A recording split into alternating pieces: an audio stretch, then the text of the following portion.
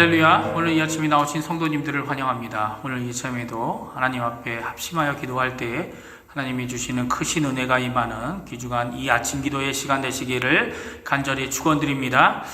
다 같이 사도신경으로 우리의 신앙을 고백하시면서 2020년 6월 11일 목요일 아침 기도회를 하나님께 드리겠습니다. 전능하사 천지를 만드신 하나님 아버지를 내가 믿사오며 그 외아들 우리 주 예수 그리스도를 믿사오니 이는 성령으로 잉태하사 동정녀 마리아에게 나시고 본디오 빌라도에게 고난을 받으사 십자가에 못 박혀 죽으시고 장사한 지 사흘 만에 죽은 자 가운데서 다시 살아나시며 하늘에 오르사 전능하신 하나님 우편에 앉아 계시다가 저리로서 산자와 죽은 자를 심판하러 오시리라. 성령을 믿사오며 거룩한 공예와 성도가 서로 교통하는 것과 죄를 사하여 주시는 것과 몸이 다시 사는 것과 영원히 사는 것을 믿사옵나이다. 아멘. 다 같이 찬양 하나님께 드리겠습니다. 찬송가 440장, 통일 찬송가 497장, 어디든지 예수 나를 이끌면 하나님께 찬양하겠습니다.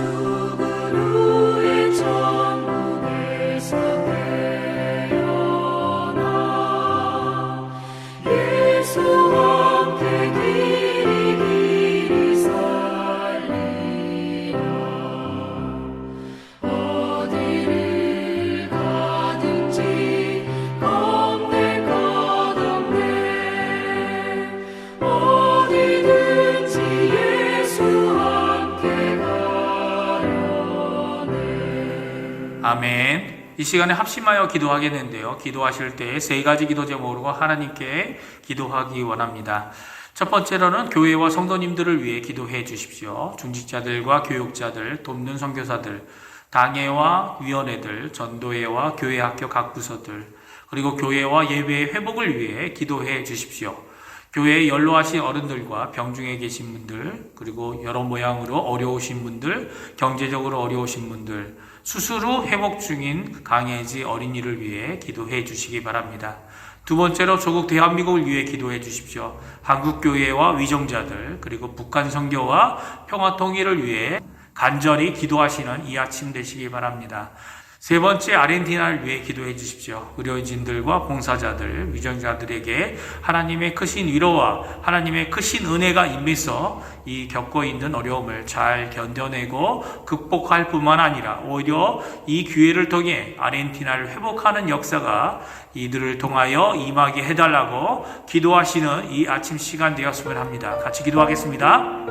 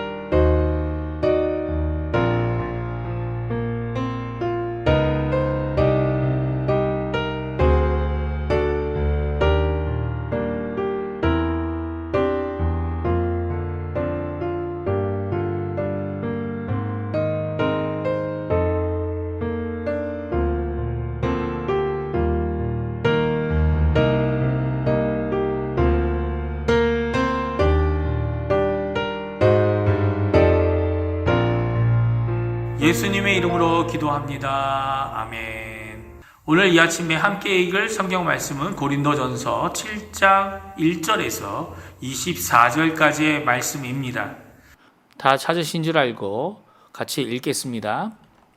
너희가 쓴 문제에 대하여 말하면 남자가 여자를 가까이 아니함이 좋으나 음행을 피하기 위하여 남자마다 자기 아내를 두고 여자마다 자기 남편을 두라. 남편은 그 아내에 대한 의무를 다하고 아내도 그 남편에게 그렇게 할지라. 아내는 자기 몸을 주장하지 못하고 오직 그 남편이 하며 남편도 그와 같이 자기 몸을 주장하지 못하고 오직 그 아내가 하나니 서로 분방하지 말라. 다만 기도할 틈을 얻기 위하여 합의상 얼마 동안은 하되 다시 합하라.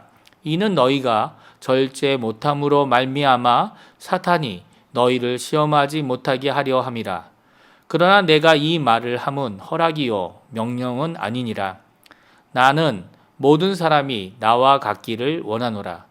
그러나 각각 하나님께 받은 자기의 은사가 있으니 이 사람은 이러하고 저 사람은 저러하니라. 내가 결혼하지 아니한 자들과 과부들에게 이르노니 나와 같이 그냥 지내는 것이 좋으니라. 만일 절제할 수 없거든 결혼하라. 정욕이 불같이 타는 것보다 결혼하는 것이 나으니라. 결혼한 자들에게 내가 명하노니 명하는 자는 내가 아니여 주시라.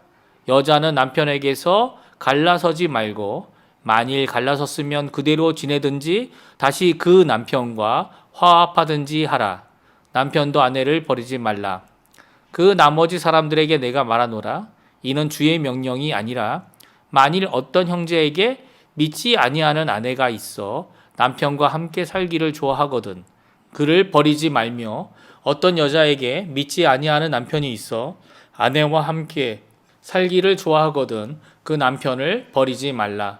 믿지 아니하는 남편이 아내로 말미암아 거룩하게 되고 믿지 아니하는 아내가 남편으로 말미암아 거룩하게 되나니 그렇지 아니하면 너희 자녀도 깨끗하지 못하니라.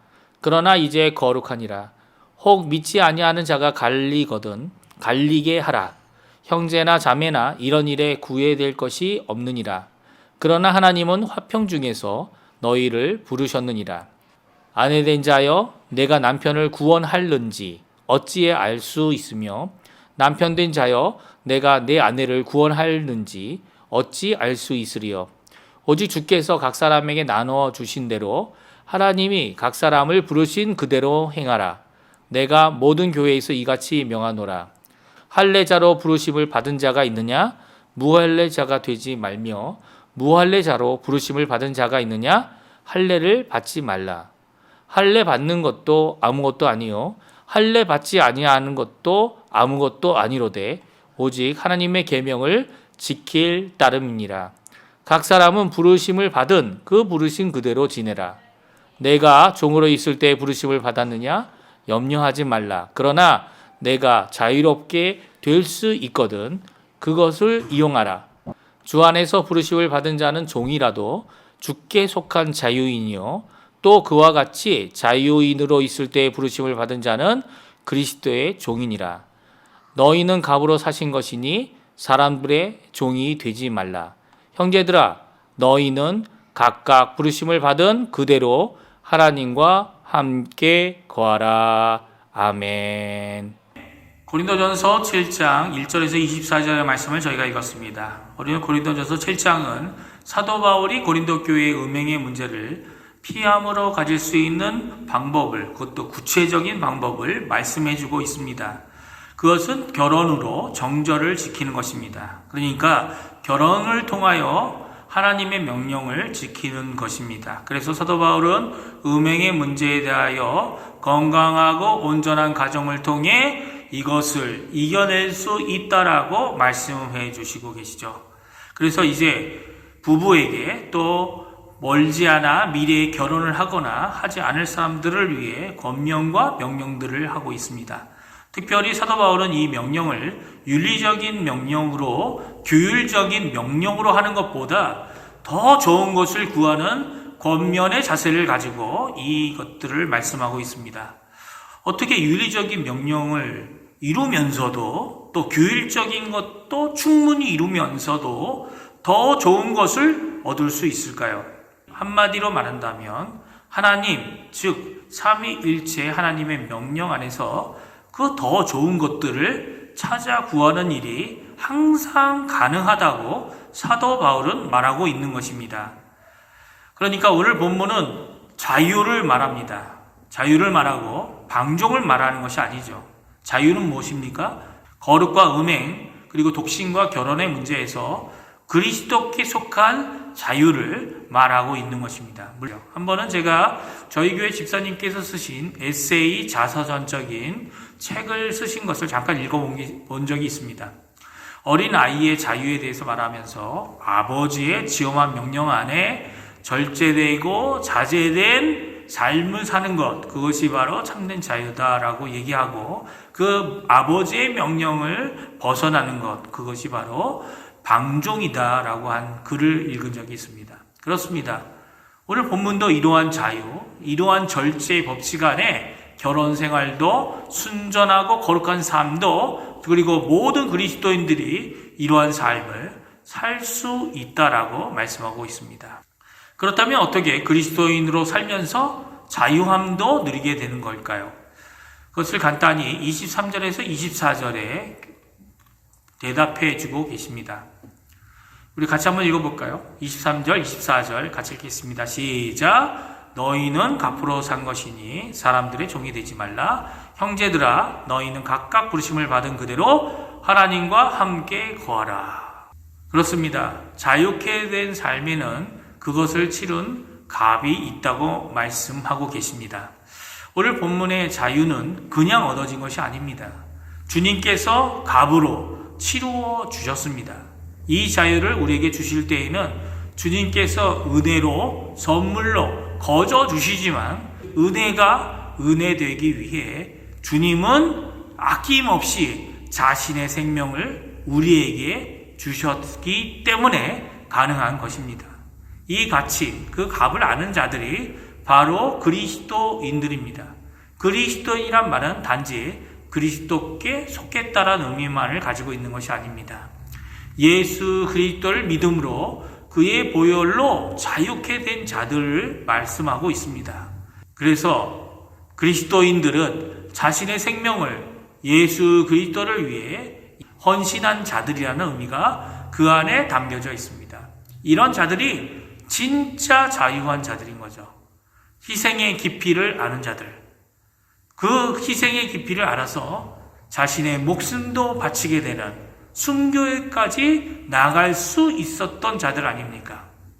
순교자들은 이 땅에서 노예이든 자유자이든 그리스도로 인해 결정적인 신분의 변화를 경험했던 자들이기 때문입니다. 순교자들은 노예라고 하여도 그리스도의 부르심을 받아들이는 순간 자유인이 되었음을 체험했습니다. 아니, 정반대로 자유인이더라도 그리스도의 부르심을 받아들이는 순간 그리스도의 종, 그리스도의 노예가 되었음을 너무나도 잘 알고 있었습니다. 이 같은 놀라운 진리를 오늘 본문에서 분명히 보여주시고 계시죠. 21절에서 23절인데요. 우리 한번 같이 읽어보겠습니다. 내가 종으로 있을 때 부르심을 받았느냐? 염려하지 말라. 그러나 내가 자유롭게 될 수 있거든 이것을 이용하라. 주 안에서 부르심을 받은 자는 종이라도 주께 속한 자유인이요. 또 그와 같이 자유인으로 있을 때 부르심을 받은 자는 그리스도의 종이니라. 너희는 값으로 사신 것이니 사람들의 종이 되지 말라. 바울은 그리스도의 부르심을 받았을 때 신분을 호전시키는데 사활을 걸지 말라고 권면합니다. 종으로 있을 때에 그리스도인이 되었다면 자유인이 되려고 애쓸 필요가 없다는 거죠. 예수 믿는 사람들은 노예라고 하더라도 그리스도의 부르심을 받아 구원을 받는 순간 그리스도께서 예수께서 주신 자유로 인해 자유인이 되었기 때문입니다. 물론 자유롭게 될 기회가 있으면 이용해도 좋다고 말씀하고 계신 것입니다. 그러나 그리스도인이 된 것이 자유인이 되는 것보다 훨씬 더 중요한 것이기에 종에서 자유인으로 신분을 바꾸려고 자기의 삶을 걸 필요가 없다고 말합니다. 마찬가지로 자유인이었을 때 그리스도의 부르심을 받아들였다면 그 순간부터 그리스도께서 값을 주고 사셨기에 그리스도의 종이 된다는 말씀을 하고 있는 것이죠. 따라서 자유인이라고 해서 자기 멋대로 살아서는 안 되며 오히려 그리스도의 종으로 그리스도의 노예로서의 삶을 살아가야 된다고 말씀하고 계십니다.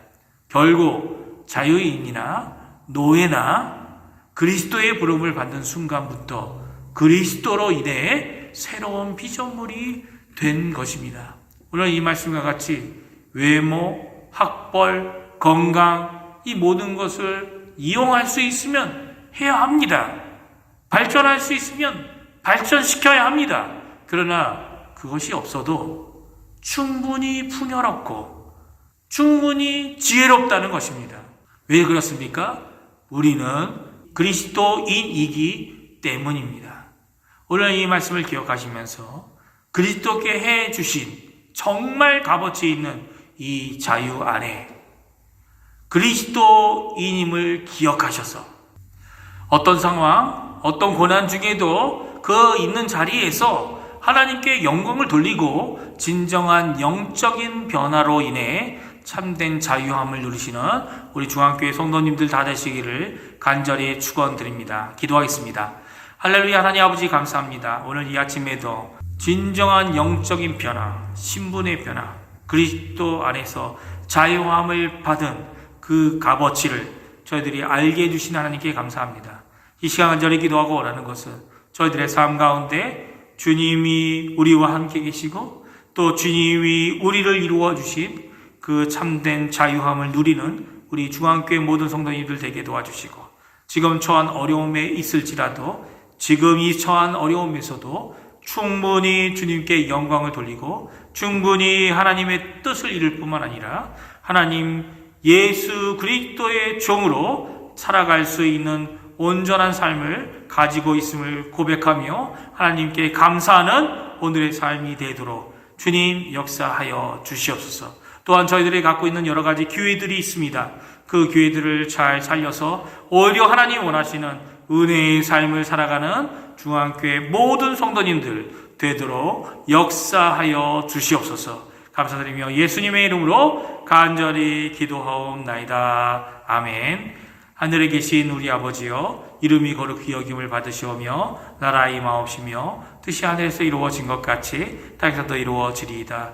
오늘날 우리에게 이루갈 양식을 주옵시고 우리가 우리에게 죄 지은 자를 사하여 준 것 같이 우리의 죄를 사하여 주옵시고 우리를 시험에 들게 하지 마옵시며 다만 악에서 구하옵소서. 대개 나라와 권세와 영광이 아버지께 영원히 있사옵나이다. 아멘.